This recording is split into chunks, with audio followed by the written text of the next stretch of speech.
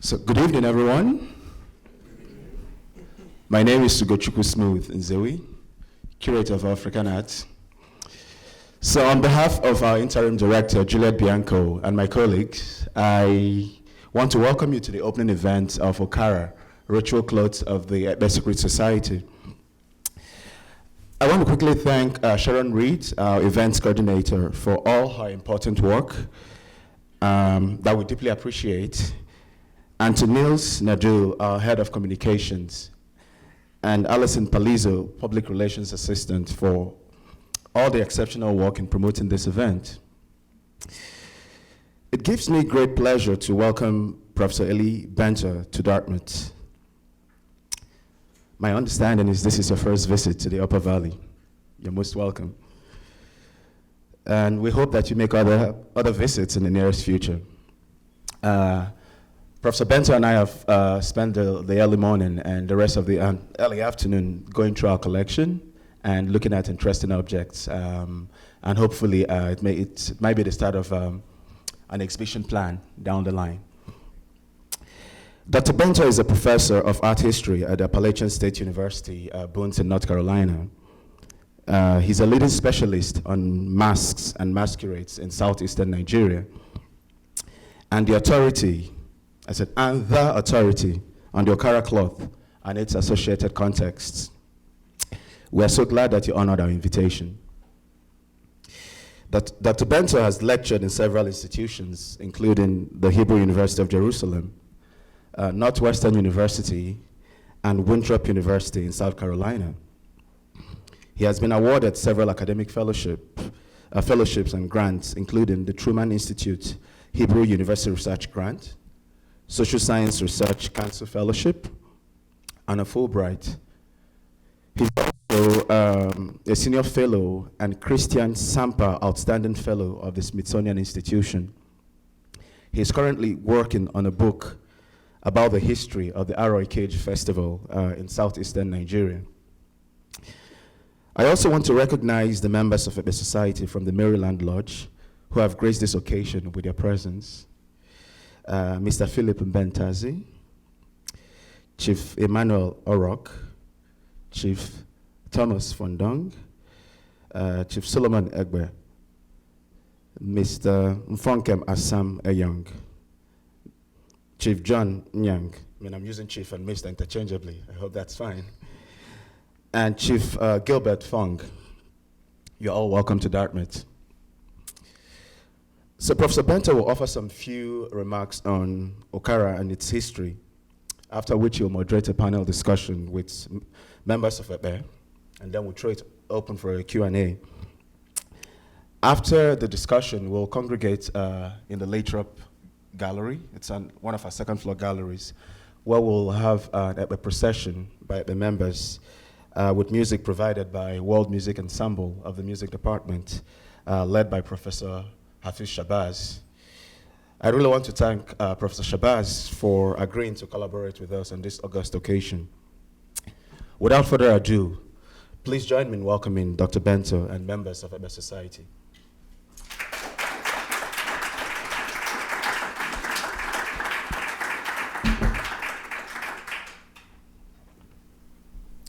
Okay, thank you very much. Can you hear me? Okay, I also, I'd like to echo all the thanks that Dr. Smooth Nzewi just made, and Sharon and everybody else who were really helpful in organizing it. And I need to thank Smooth, of course, for inviting me to be part of this really exciting occasion and the exhibition, which I hope, if you haven't seen yet, you'll see later upstairs. And I'll be there, and I'll be very happy to answer questions that you may have about it, because I have very little time here, and I'm not going to go into many aspects. I know there may be some textile aficionados here who have interest in this process and stuff like this. I will not be able to address these things in very short time that I have here. So my involvement with Ekpe and with the Ukara cloth was a result of my larger research project in southeastern Nigeria where I lived initially from 1987 to 89 while I was doing my dissertation research, and then visited periodically after that. In fact, Ekpe, Ukara cloth is used exclusively by members of the Ekpe secret society. That's a mouthful, so we have to untangle that. Ekpe, secret society, or Mbe, it's pronounced differently, exists in a fairly large area in southeastern Nigeria. Get the insert here.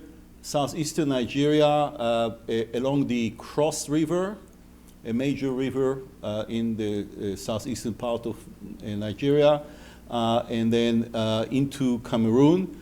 And actually, this is an old, unsuccessful attempt to show where Ekpe exists. And as I've learned through my very brief but very, very fruitful conversation I had with the Cameroonian friends we have with us, extends through this area as well, much beyond where I drew the line here. And actually, it's keep expanding. The reaches of Ekpe is still expanding. So what do we mean by a secret society? It's a kind of a clumsy term that maybe there are better terms to use, because it's not a secret that you are a member, and it's not a secret that you are a member. Everybody knows it, and in fact, it's a very prestigious to be a member of Ekpe. The secret has to do with a body of esoteric knowledge that you are allowed to acquire once you become an Ekpe initiate. In the past, Ekpe was it still is a very graded society, and in the past it was a lifelong process to move from one step to the other, and only very few reached the highest step. I won't bother you with the different names of those grades or steps. And also in the past, only people who were members of the highest grade were entitled to wear this indigo-dyed cloth, and we have one example here, and there are many more up in the exhibition. Only they were allowed to wear this cloth. In fact, I didn't know it at the time. My first encounter was 2 weeks into my original stay in Nigeria. I was invited to the burial of the Eze Aro, the Eze of Arochukwu, who Eze means a king, who was a legendary ruler who ruled for over 60 years. And his burial was a grand affair, and it was a full Ekpe burial, because one of the main roles of the society is to give proper burials for the members. Again, I knew nothing about all this at the time. I was very new, but I was immediately confronted by this procession of Ekpe members wearing Ukara cloth and accompanied by a single masquerader. And the masquerader approached me and made this kind of a gesture. He then appeared like this and put his walking stick in a certain way right in front of my face. And I wasn't sure what to do. My second week in Nigeria.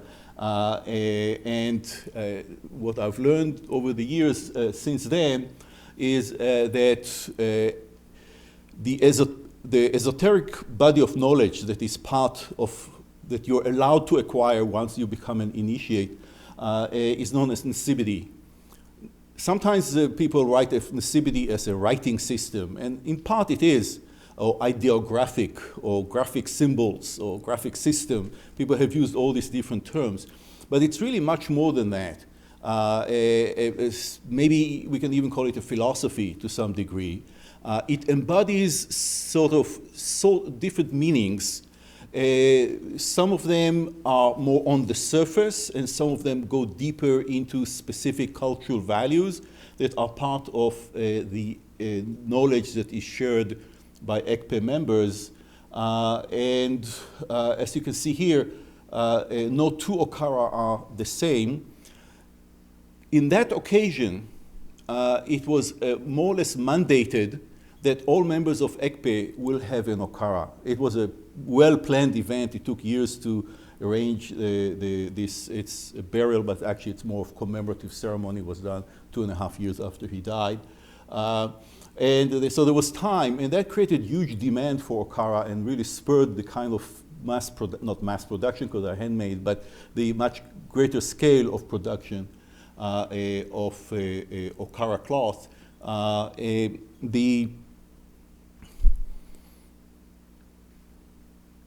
So having seen those, now I had to basically find out more about them. The literature on them was basically non-existent. There were few references to it in the literature. So I had to trace it back to its area of origin. Ekpe in general is, again, important thing to understand about, without talking about the content of the secret, is that sometimes the content of the secret, the kind of thing that people are very curious about, is maybe not as important. As the greatest thing about a secret is or the power of the secret is that it is secret, that it is a secret. And when we know the secrets and you don't, we are better than you. That kind of idea. We make us exclusive, make us special in some ways.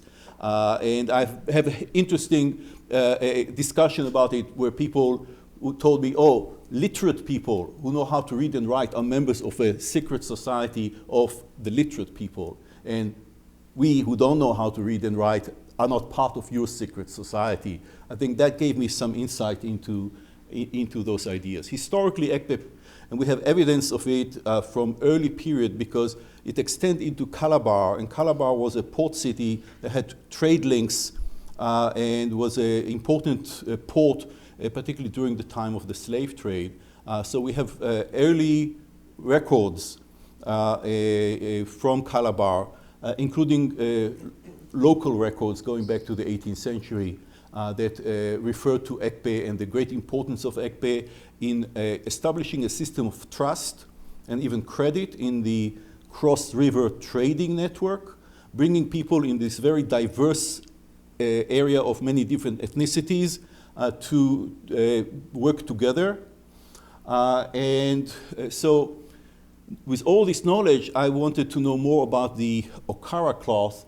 Every village, or even a section of the village in the area where Ekpe exists, has an Ekpe lodge, or a building reserved solely for the use of Ekpe society. And usually it's kind of deserted, as you can see here. But when the society is in session, or when a burial ceremony takes place, as you can see here, a giant Ukara cloth is placed as a backdrop between the more secretive part of the building and the semi-open part of it. And there's one of those that is also upstairs, a giant Ukara like this one. So obviously it has all this great importance and meanings. So here is the inside of the Ekpe lodge during a ceremony.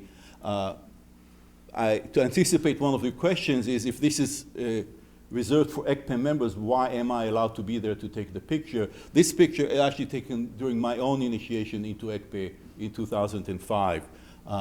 So since then, I'm officially allowed to be present in this kind of events and be part of, for example, burial ceremony where an Ekpe member wrapped in Ukara is during the wake and the Ekpe members dancing around. I then found out one of the curious things, and I have to make it really short here, is that Ukara actually made in an area that does not have Ekpe society. There's this kind of disconnect. It was a surprise because if you, part of why people in Europe, for example, were really attracted to different kind of African crafts, it was part of the idea of the arts and crafts movement that a single person owns the whole process. And that's not the case here. There are different stages of production, some made by men, some made by women, and none of them actually know much about the body of esoteric knowledge that is a part of Nesibidi. It includes also gestures, a different kind of ways you put your walking stick, and complex ways of kind of testing each other about your knowledge of this body of esoteric knowledge. So I met this man, Mr. James Agassi, who is the major sort of, I call them contractors. They are the people who mediate between the area where Ukara is needed and the area where Ukara is actually being manufactured. And some people would commission a special cloth like this one, and there's one right at the entrance to the show that has this particular symbol. This is a symbol of the Aro people. So this is a special commission. And there's another one upstairs. If you want to ask me up there, I can point out it's a personal one. It's personalized with the name of a person. And there's a whole story which I don't have the time to go into, but I'll be happy to do it upstairs, of why I was able to get it, because when it was made for a particular individual. I want to close by showing you this piece, and I apologize for this poor photograph, but the actual piece is in the show. So it has all the elements of the Ukara, which I'll let my friend talk more about in a minute. It also has here written, and this is in the Igbo language. Igbo are one of the ethnic groups that share the institution of Ekpe and the use of Ukara. Muta Buike. Muta Buike translates as knowledge is power. Now, knowledge is power is a kind of a cliche we used in different contexts, which is why we send our kids to college or something like that. And knowledge is power. But in the context of a secret society where knowledge is highly regulated, where certain things are public domain, but other things are exclusive, and you play with your access to knowledge, with this idea of secrecy, the connection between knowledge and power it has a different tinge to it. It's a different kind of notion why knowledge is a source of power. And the knowledge of Nesibidi is certainly the source of power within Ekpe society. So that creates also a dilemma for us. And the dilemma is that we can talk in general terms, and I can tell you about the different designs and the different names. Because the names, you can understand most of them by yourself. For example, in the Igbo language, this rectangle within a rectangle, as you can see here, this is, it's called enyo. Enyo means a mirror, because on the back of wooden mirrors, they sometimes have this kind of design. That doesn't sound like a particularly important bits of knowledge, and that's why I can share it with you. It does have other meanings. It has to do with a place where Ekpe meet. But if I go beyond that, I'll be violating some of the rules. So that's the general kind of fine line that we have to walk here. This is sort of how the first stage of design, and then this is a person from that place where they make the Ukara, and this was provided by one of those people who are the contractor, the go-between. And you can see he has this Mutabu Ike written on it, and some of the Nesibidi symbols, and he tells this guy who doesn't really know what the significance of this all, which ones to put on this particular Ukara. I even have pictures of people writing handwritten kind of designs. I want this on my Ukara, and I don't always know why they wanted this particular one.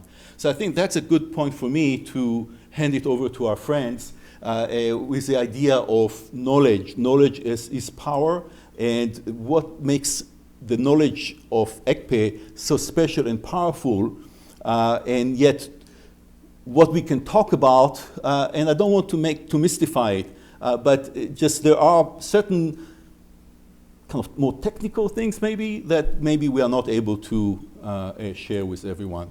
So I would like to, so this was my very brief introduction. And again, any questions, anything, I would love to talk more about it upstairs.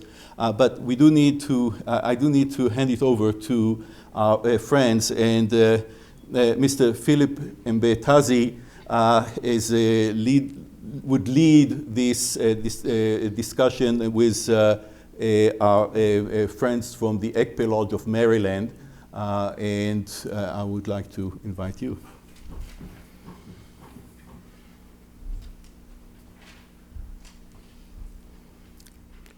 AJ, isang subaje, getu subaje, kanda subaje. AJ Jabario, kamutama. It's customary for us to start an Ekpe event or an Ekpe session by greeting Ekpe. So I would ask Sisiko Ojangorok to step forward and greet Ekpe.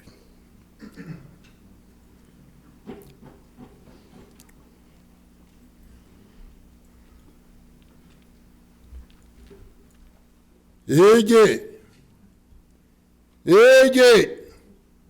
Mboko je, Nkande je, Sibidi kankande je, Bekumu kankande je, Isongomiyako je, Ngumbe je, Eje, Jaba Bari, Mutama, Okay, Solomon.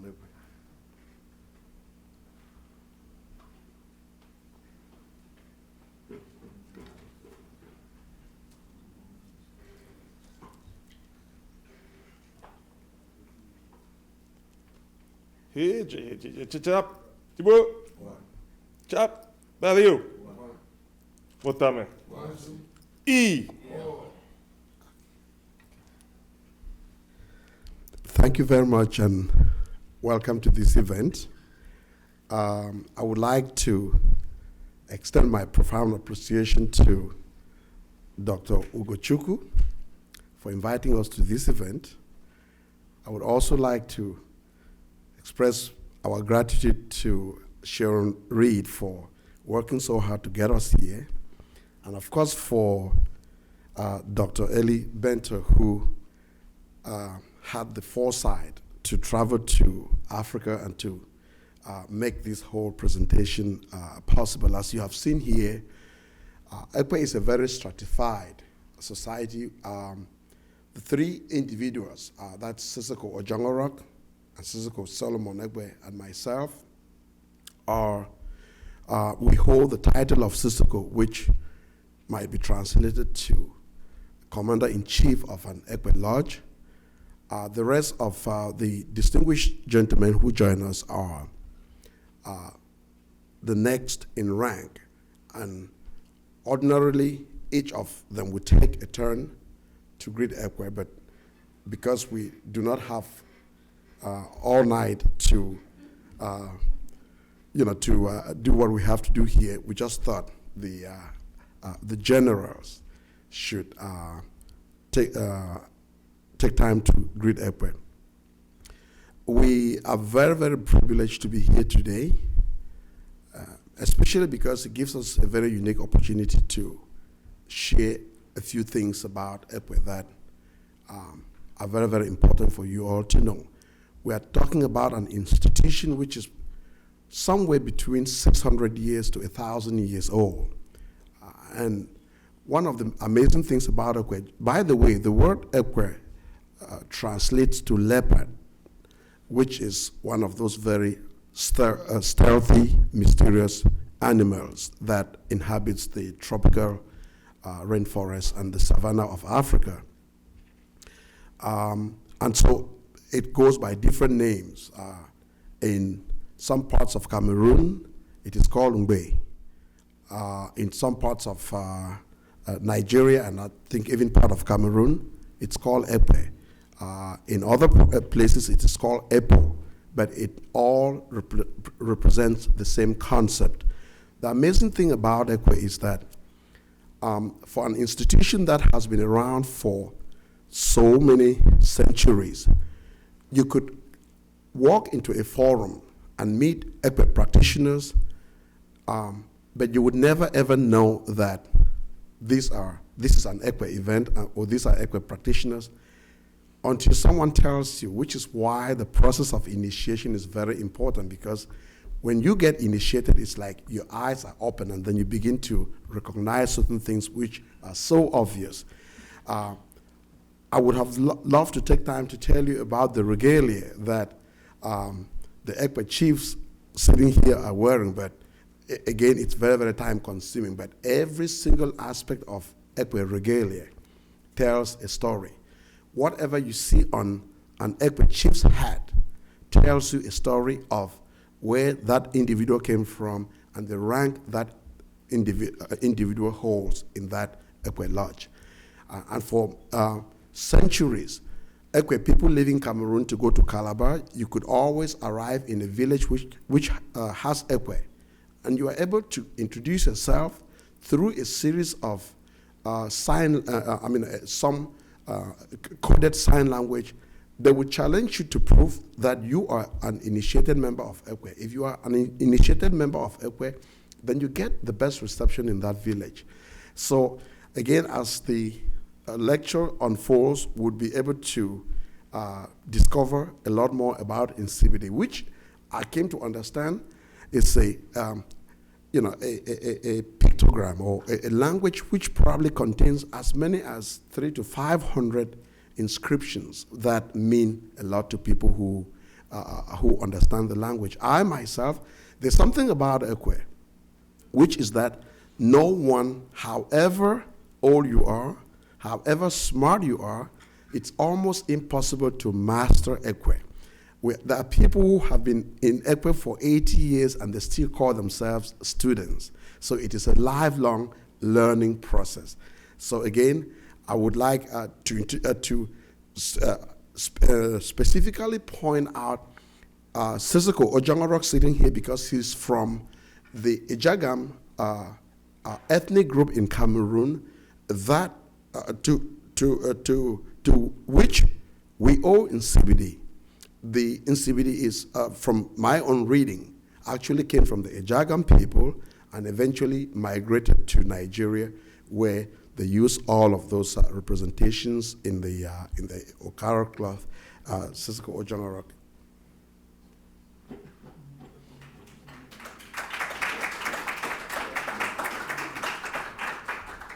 Thank you very much. I will be very brief. Not only was Nsibidi invented, yeah, we say Nsibidi. Not only was Nsibidi invented by the Ejagam, but the Ekpe society, which has spread all over the world today, was invented by the Ejagam people. I'm preparing a book on that, and that will make it very clear now.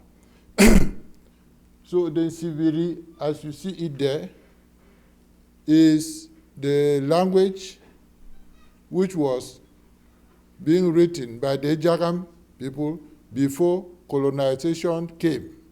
And with the arrival of colonization, children, instead of learning the Nsibidi language, were now learning the Western way of writing and knowledge. And this was put in the background.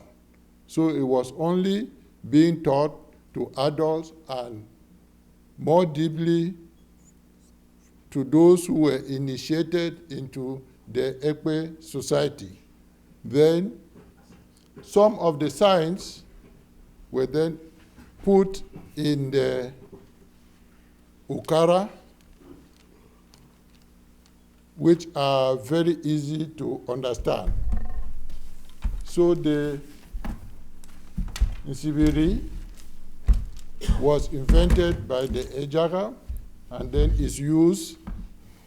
The ordinary ones are used in the Ukara cloth. What's his name? And the Ukara cloth is the mainstay of the Ekpe society. Is what makes the Ekpe society. The Ekpe society, as he has said, as Professor has said, to me, is not a secret society. And in many books, it's written that it's only a male society, as you may see it there on some of the pictures. But women are initiated into the Ekpe society.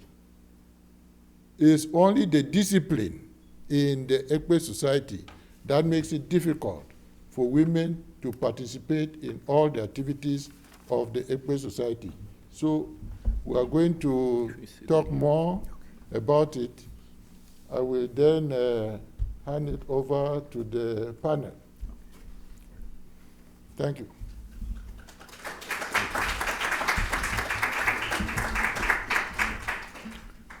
Thank you. So I'll try to moderate the discussion. I don't like to make it too formal, and I would like to leave some time for questions from the audience as well.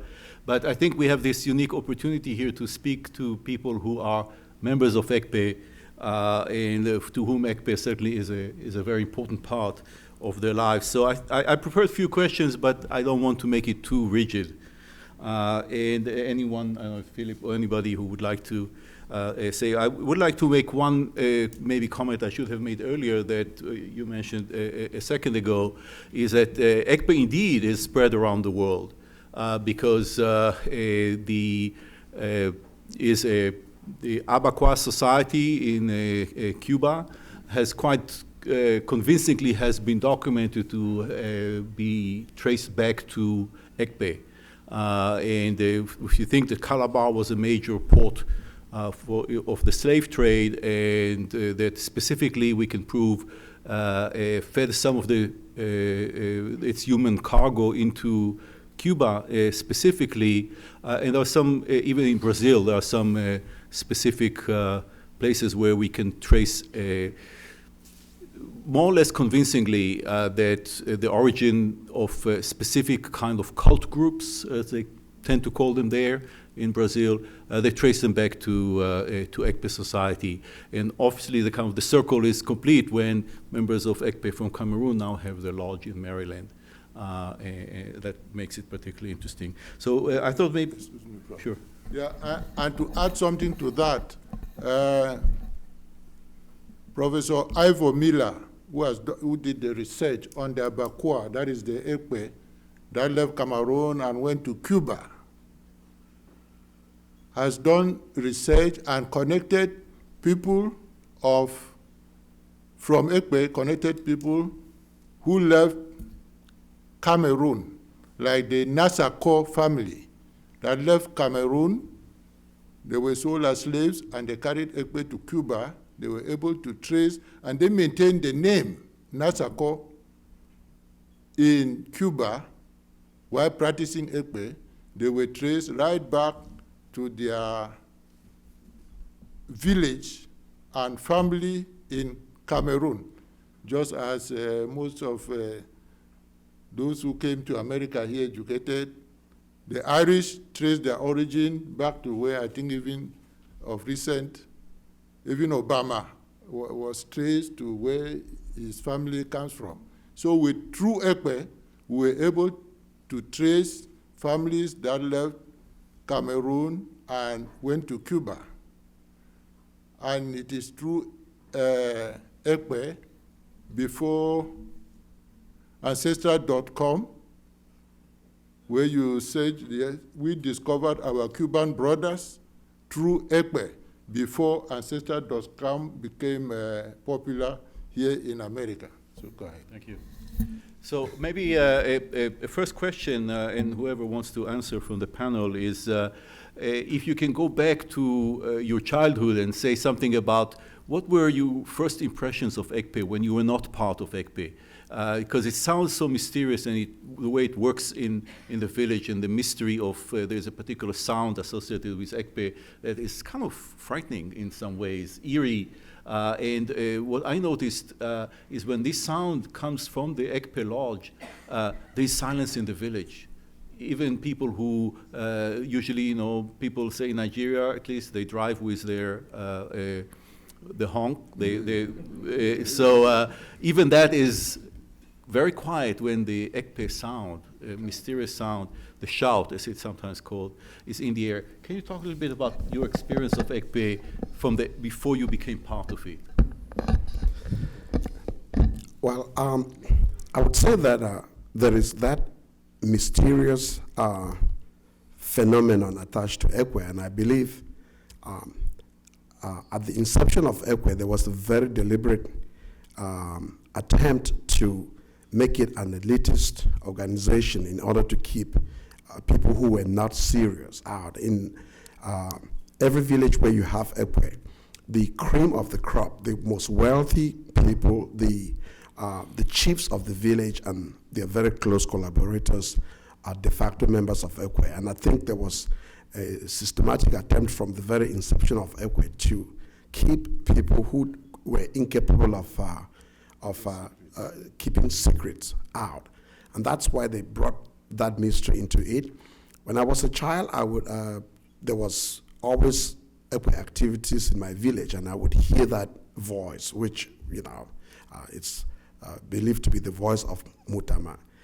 When it's blaring, everything comes to a standstill. It's a very haunting voice. And especially when an Ekpe chief dies, that's when you hear that voice. It imitates the voice of the leopard. Ivor Miller titled his book, The Voice of the Leopard, and that's how Mutama sounds. And sometimes it could be very, very frightening for a little child or for people who are not invested in Ekpe.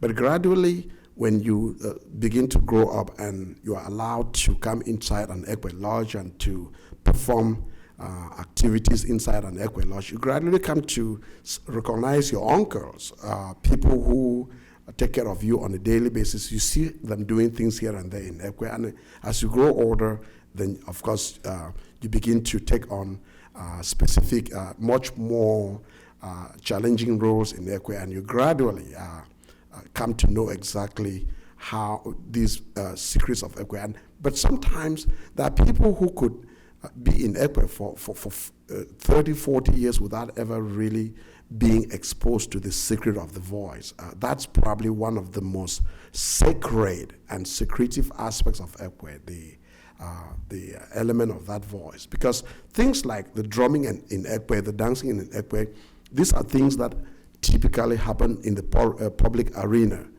during funerals, during celebrations. Ekpe will come out and perform. But then in the recess of Ekpe, in an Ekpe lodge called Achangwe, that's when, but even inside that Achangwe, there's usually a secluded section where only very few people inside an Ekpe lodge are able to, are allowed to go inside there. And these are the people who master the secrets of that voice. Yeah, let me just add something to what just said. Yeah, I just want to say that The mic is not.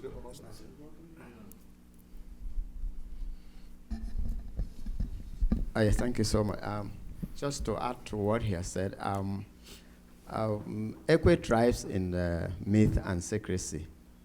And just as he has just said, there are some very important members of Ekpe who would never actually get to know exactly how Ekpe operates. Ekpe derives its power from withholding information, not the dissemination of information in much the same way as radio and television or the newspaper would do. And it is that withholding of that particular information that gives its power. That's why we say that power is, information is power in Ekpe. When we say that in Ekpe, it's very different from what the ordinary person understands. And even the sign language is intended to keep people who have not been initiated out of it. Because unless you have been initiated in Ekpe, you cannot be taught the sign language. So you can be in Ekpe you can have been in Ekpe for 20 years and you will never know certain things.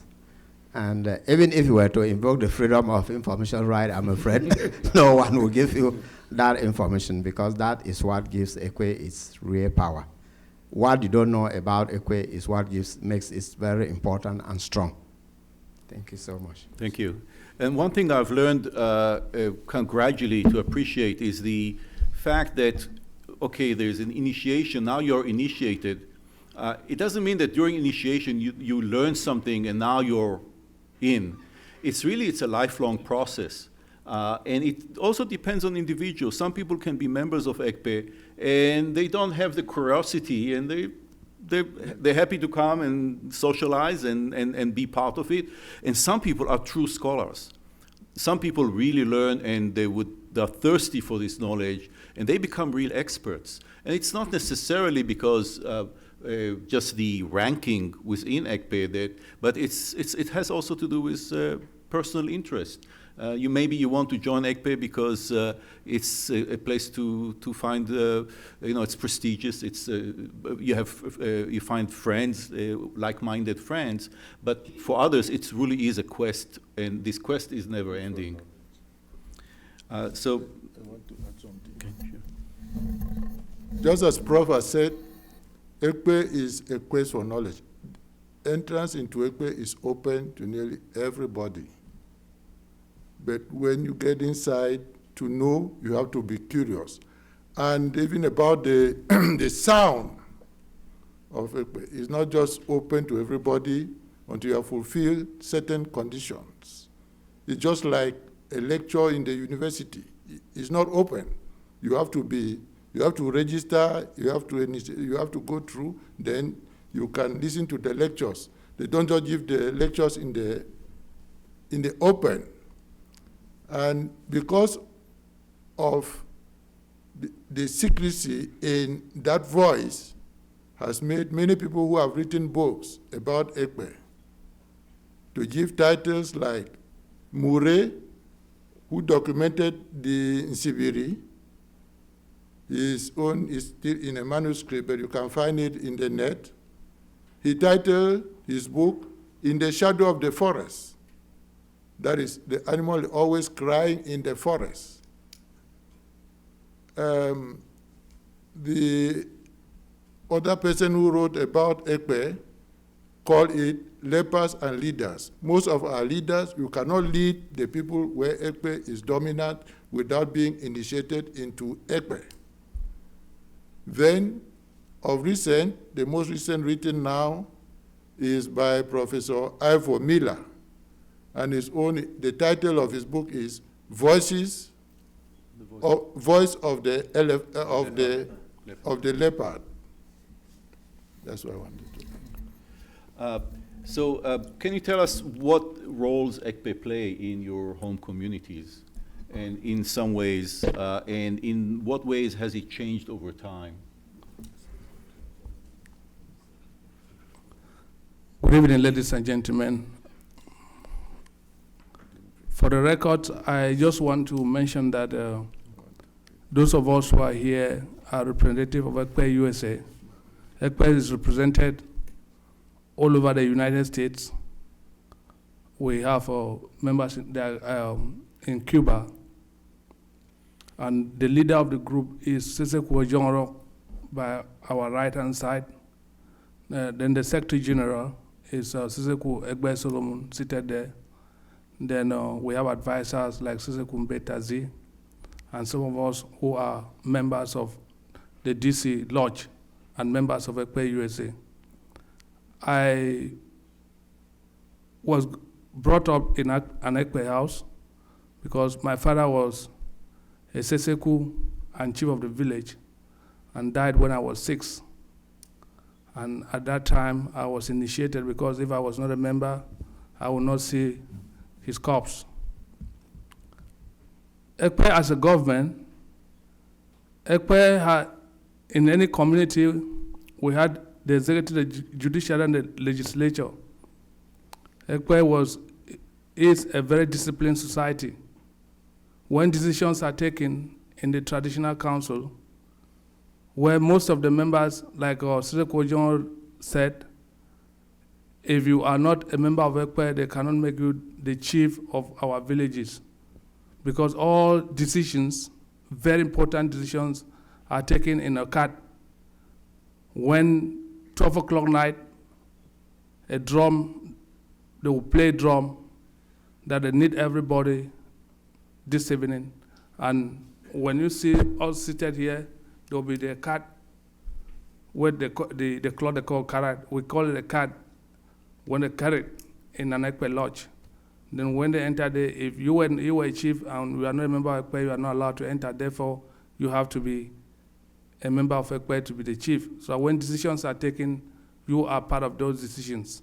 And Ekpe ruled our communities until our colonial master came. They did everything to destroy Ekpe, but they were unable because we were united and strong. Ekpe was the only organization that would not allow an Ekpe member to slap somebody or the wife. Or if your wife cooked and you refuse to eat, and they went and told Ekpe, you will be highly disciplined. So it was a very strong, disciplined society that kept our community together, that fought wars. If we had a very serious war, an invasion, once that drum came out, wherever you were, you're going to come out to fight for the village and keep the history of that area.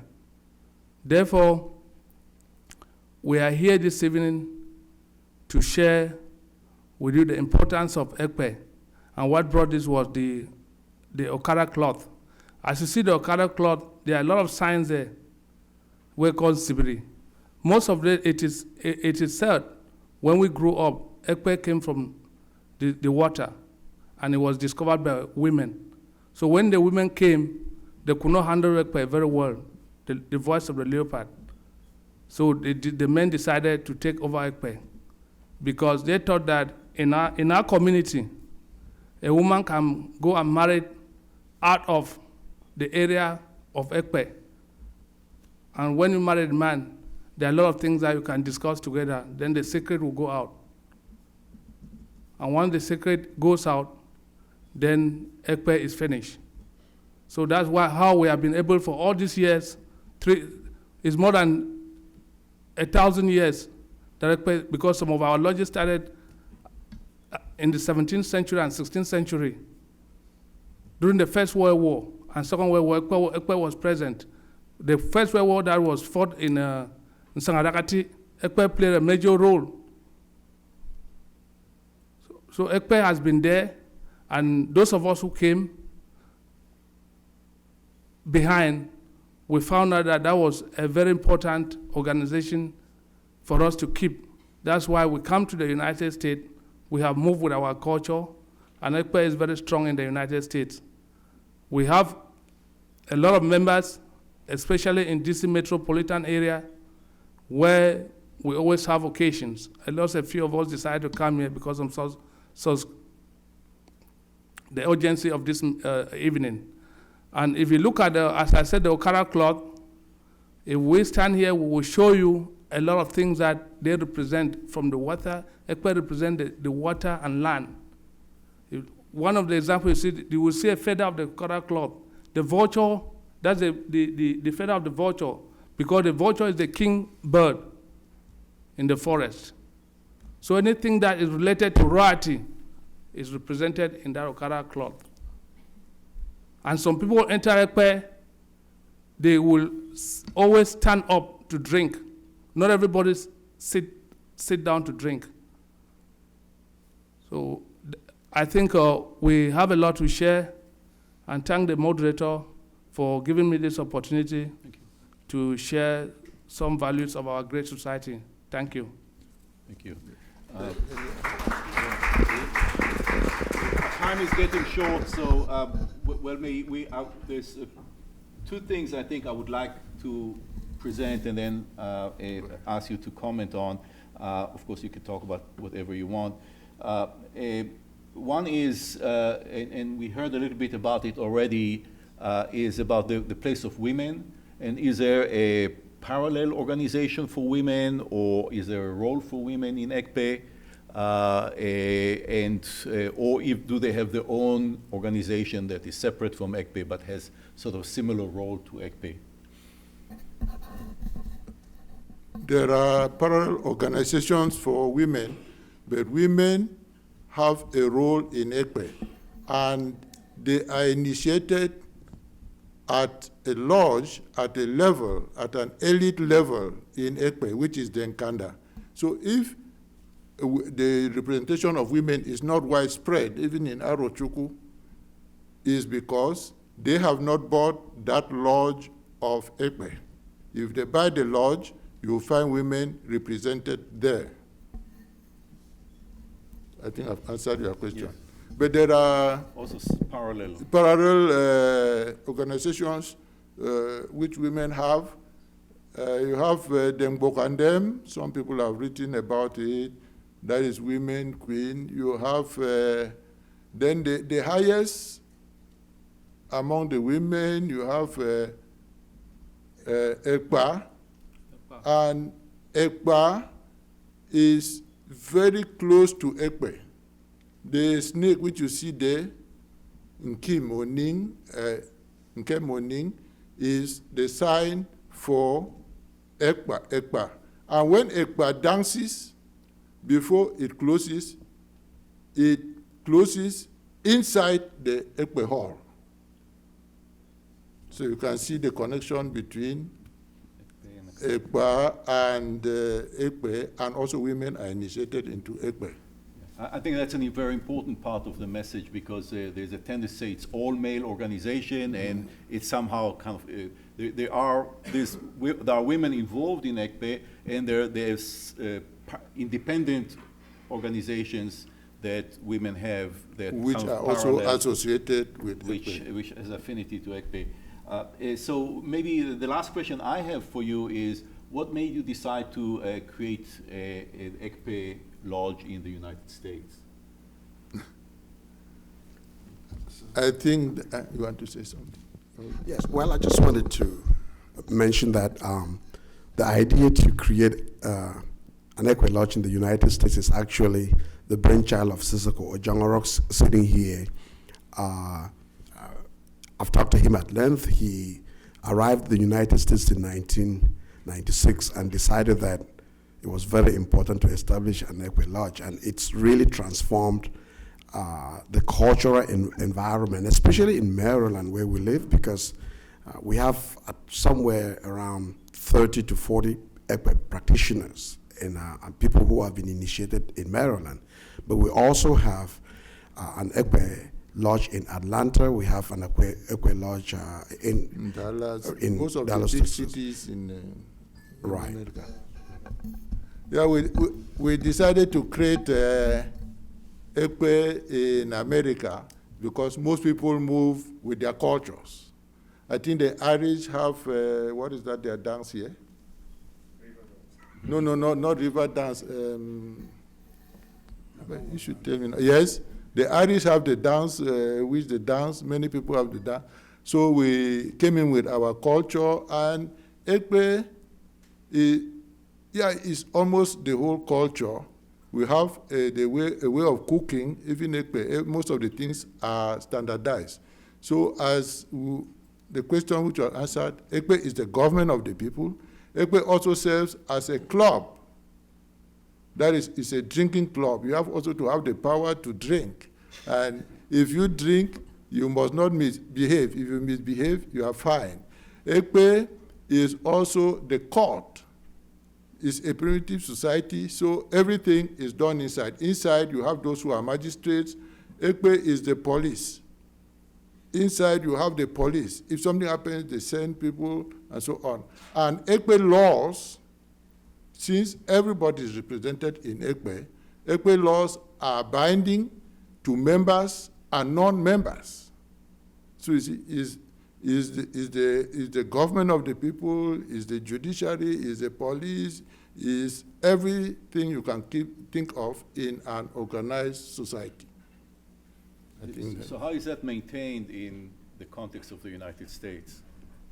In the context of the United States, we, the Cameroonians, Nigerians, and so on, Ekpe USA is made up, there are Nigerians, there are Cubans, all nationalities are inside. But we have different meetings, like those who are from a certain county, you can call it, or state, and so on, they come together. So, but when they come together, there is where you practice the culture. So when we are together, and as they have shown that part, the division, those from Manu division, and there is a problem, and we want to settle it culturally without going to the court, without going to the police, and so on, you will summon somebody in Ekpe, and Ekpe justice is fair, fast, and sweet. And that cause the courts, the European courts in Cuba, for people to boycott the courts and go and summon people in Ekpe courts. So now the Spaniards had to fight Ekpe in Cuba, gave it bad names, but Ekpe also adjusted and joined. You see one of the signs there is Ekpe having the cross. So in our culture, once we meet, we behave, everybody takes his position, and Ekpe, that is the usefulness of Ekpe in the United States of America. And because of the discipline in Ekpe, we are trying to spread Ekpe. If Ekpe is known to more people, children will be more disciplined in a different way. The way we look at the American society and the way it's breaking down, if we brought in Ekpe, if people adapted the culture of Ekpe, children and everybody will be more disciplined. Thank you. Thank you. Okay. We need. Yeah. That Okay. one. And That one. I also hope we also hope to have some questions from the audience. Some time for that too. Please. Okay, thank you very much. I'm Chief Solomon Ekpe, and I'm the Secretary General for Ekpe USA. And I just wanted to address certain things that were mentioned, just so we close all loose ends before we leave. You heard Sissoko John saying a lot that Ekpe was started by the Ejagan people. First of all, to make things clear, there are 99 Ejagan villages in Nigeria and 63 in Cameroon. When Ekpe started, there was no Nigeria and there was no Cameroon. So when we're talking in the context of Ekpe, we talk in context of tribes. So I don't want somebody to say, oh, it started in Cameroon or in Nigeria. That's irrelevant from the perspective of Ekpe. There's also the issue about women in Ekpe. In Ekpe lodges, we always have a woman. You heard our public relations officer mention that they had this concern about women carrying secrets from one village to the other.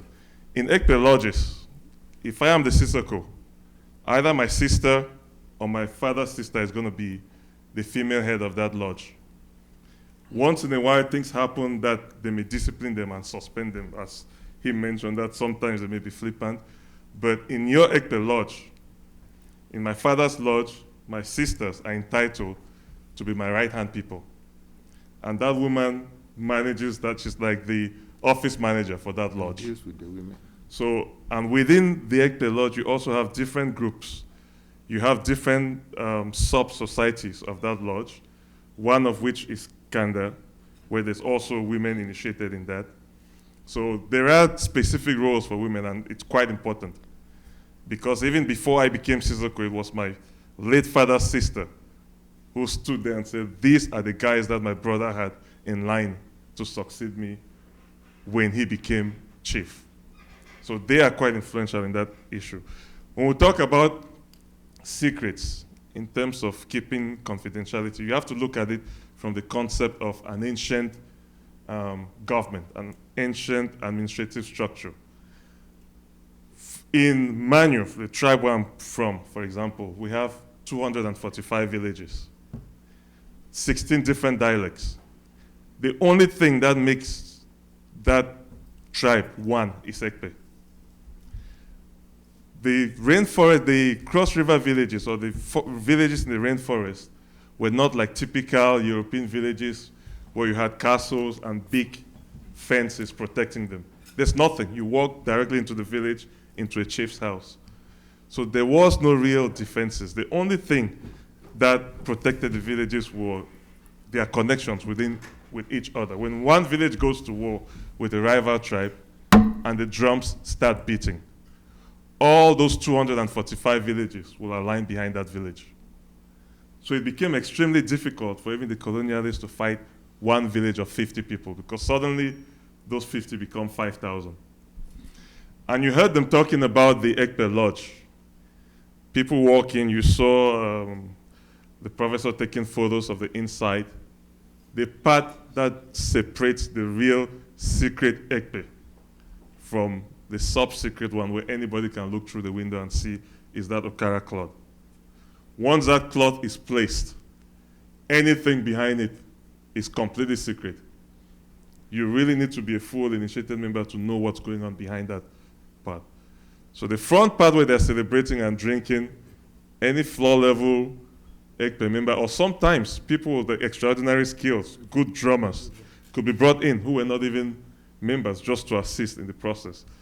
But for you to go behind that Ukara cloth, you had to be an initiated member. So that already tells you the symbolism of that cloth, because that is the part that distinguished ordinary members from real Ekpe members. I just wanted to make sure I had some of these things established. And then just one more thing before I leave. We talked about starting the Ekpe USA Lodge. Obviously, when you move to a different society, eventually immigrants settle and they start building their roots.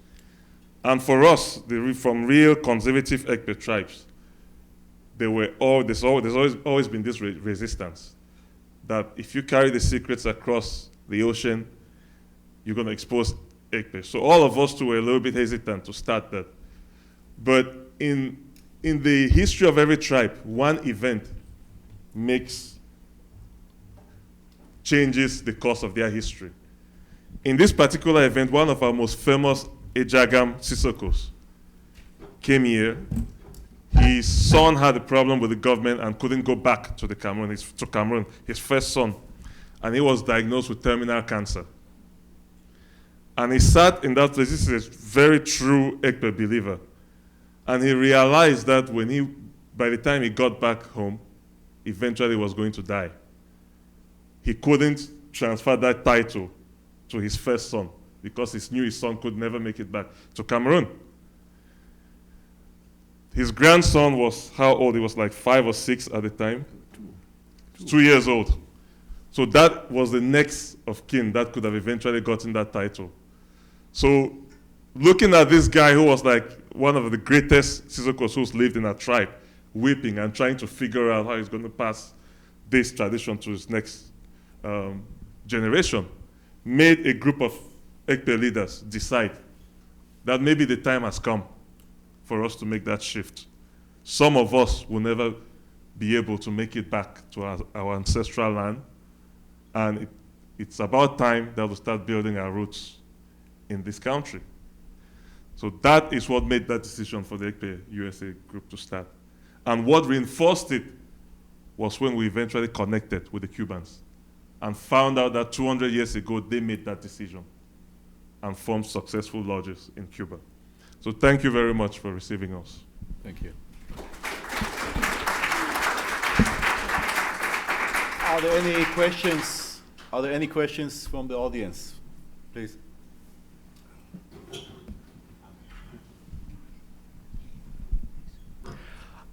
As you were describing Ekpe and what the role it plays and how it's organized and so forth, I kept thinking that it sounds in many ways like Freemasonry, especially as the role that it played in society, say in this country during the colonial and revolutionary period and so forth.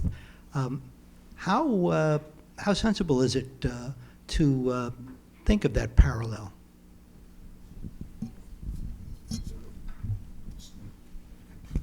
Freemason and Ekpe.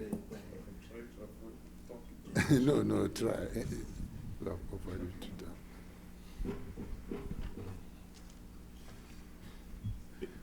them. In many respects, they are similar on the surface. The difference with Ekpe is that Ekpe was so deeply embedded into the society that to the people it became like, it was like a religion, the judicial system, everything. And just to understand, in Christianity we talk about the 10 Commandments. Ekpe has 14, including the 10 that Christians have. So they have even more stringent, conservative Christian values. Freemasons, they try to live in a society that has other administrative arms. Ekpe sort of ran all those administrative wings. The healthcare system was provided by Ekpe. They forced people to do sanitation work to keep the environment clean. The educational system was run by Ekpe. That's where CBD came about. Everything, the judicial system. They also have a sub-society called CBD, which was the people who executed criminals. The tribunal. So there's a lot of things within the society that was run by Ekpe. The entire administrative structure was under Ekpe. So at the social level, it's exactly like the Freemason, but it has deeper roots within the society where it exists. Thank you. Any other questions or comments? So especially in the United States, how will the society respond to intermarriage? I gather in Cuba over many years there must have been some. And here with younger generations, that might be an issue, no doubt. How will the society respond and grow and change? Will it accept new members who are not ethnically from the original? I really don't think intermarriage has been an issue. If it were, I think the test of the new member coming into the Ekpe family would simply be how willing that individual is to adapt to Ekpe ways. We have white people, someone like Dr. Bentor, who has been to Africa and got initiated. So if it was a white American who was marrying someone who came from an Ekpe family, and that new individual was able to and willing to embrace Ekpe and to exercise the discipline and make a commitment not to divulge the secrets of Ekpe, I think that person would be absolutely welcome. Something about Ekpe that Ekpe has revealed a phenomenal ability to adapt to changing times, even as it keeps its core value.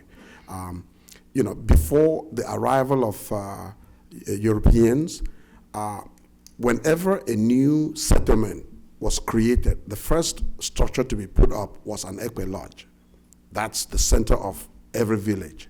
That's where all matters are adjudicated, including who is going to put up a house where, when they are going to declare war, when they go farming and all of that. Now, gradually, as we began to go to school, it was the responsibility of Ekpe to rally the village to put up a new buildings for a school. Ekpe has taken on the responsibility of rallying. When I'm talking about the village now, we're not just talking about those who live in that locality, but also people from that locality who are now in the larger diaspora. Ekpe is now rallying people in so many different places around the world to build hospitals in this village. Ekpe has taken on some very critical social roles. For example, encouraging individuals to send their children to school instead of sending them to the farms. I just wanted to throw that out.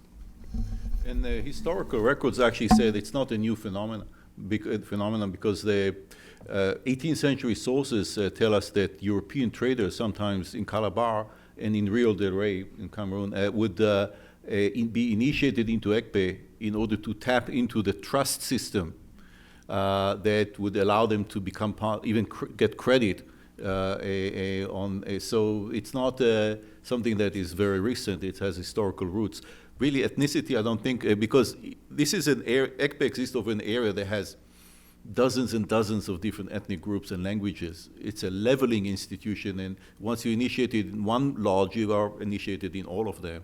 So it's actually a very modern institution in that sense. Any other questions? Time is very short, but yeah, at the very top.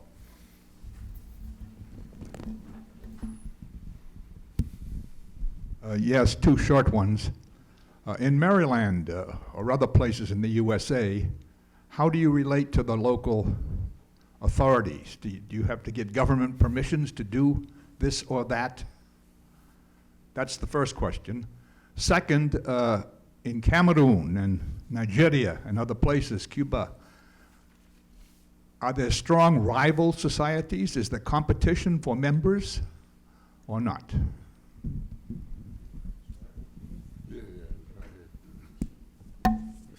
Just keep it short. Yeah, please. Okay, first of all, in Maryland, we don't have a problem. I'm the legal counsel for Ekpe USA. We're fully registered cultural association. We've been invited for a visit to the Congress. We've been invited to the Smithsonian Museum several times. So we are an official organization.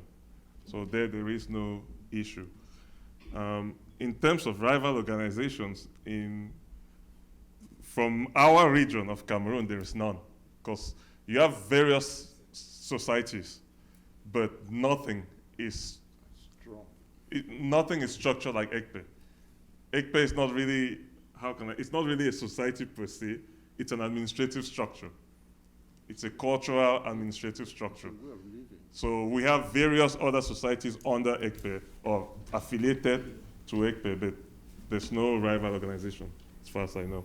And in the Nigerian context that I'm familiar with, people can be members of several different societies. Ekpe has sort of the highest prestige and authority, but there are different associations that could be, they have their own specific functions or specific kind of events that they sponsor. And many people who are members of Ekpe are also leaders in their communities in many different ways. In fact, it's almost natural that Ekpe members, senior Ekpe member will have leadership roles in other organizations and also modern associations and so on. If anything at all, Ekpe is much more of a mediating organization. If two villages are having a misunderstanding which has the potential to lead to war, for example, stakeholders from each of those villages would meet in an Ekpe lodge and seek a common solution to that problem. So Ekpe becomes much more a leveraging, a forum in which mediation could be sought. Any other questions? Sure. Okay. Anything what did we miss? Well, in the what did absence I of- fail to ask about? Well, in the absence of any other question, I think we should all go to Lathrop Gallery for the formal procession, and then the questions can continue during the procession, or even during the reception at the Kim Gallery following the procession. Thank you all for coming.